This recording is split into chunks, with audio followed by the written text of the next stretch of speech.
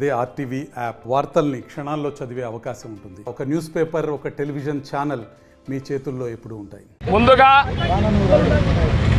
ఏదైతే ఐఏఎస్ అధికారిని చెప్పబడేటువంటి మహిళా ఉద్యోగి అయినటువంటి స్మితా సోబర్వాల్ గారు మా దివ్యాంగుల పట్ల అనుచితమైనటువంటి వ్యాఖ్యలు చేసినటువంటి అధికారిని వెంటనే ప్రభుత్వ నిధుల నుండి తొలగించడమే కాక ఆమె ఈ మా దివ్యాంగుల సమాజానికి తప్పనిసరిగా క్షమాపణ చెప్పాలి.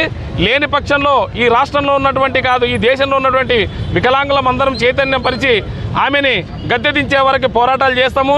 అదేవిధంగా ఏ అధికారి అయినా కానీ ఎవరైనా కానీ మా దివ్యాంగుల పట్ల అనుచిత వ్యాఖ్యలు చేస్తే తప్పకుండా ఇక్కడ కర్నూలులోనే కాదు, ఈ రాష్ట్ర వ్యాప్తం కాదు, ఈ తెలుగు రాష్ట్రాలలో కూడా మేమందరం ఒకటై తప్పనిసరిగా ఈ అధికారులకు బుద్ధి చెప్తామని కోరుకుంటూ, అదేవిధంగా ఇప్పుడు ఏదైతే మా వికలాంగుల పట్ల దివ్యాంగుల పట్ల అనుచిత వ్యాఖ్యలు చేశారో ఆమెని వెంటనే తెలంగాణ ప్రభుత్వం ఆమె విధుల నుంచి తొలగించి మాకు తప్పనిసరిగా క్షమాపణ చెప్పాలని కోరుకుంటున్నాము.